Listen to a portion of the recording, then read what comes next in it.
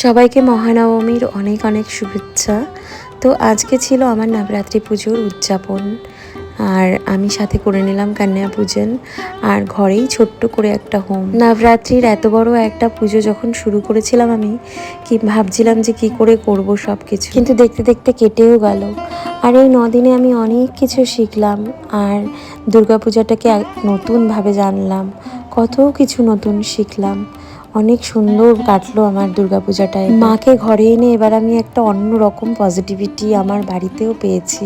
যাই হোক, এই দিনকে আমি একটু বেসনের লাড্ডু, লুচি, সুজি এইসব বানিয়ে নিয়েছিলাম, আর বাড়িতেই নিজের মতো করে একটা হোম করেছিলাম, কন্যা পূজন করেছিলাম। 9 জন কন্যাকে ডেকে খাবার খাওয়ালে বা পুজো করলে খুব ভালো হয়, কিন্তু আমার কাছে তো এই একটাই ছিল, মা, ছোট্ট দেবী মা। তো তাকেই আমি পুজো করে এবারে নবরাত্রি উদযাপন করলাম। তো আজকের জন্য এই অবধি, টাটা সবাই।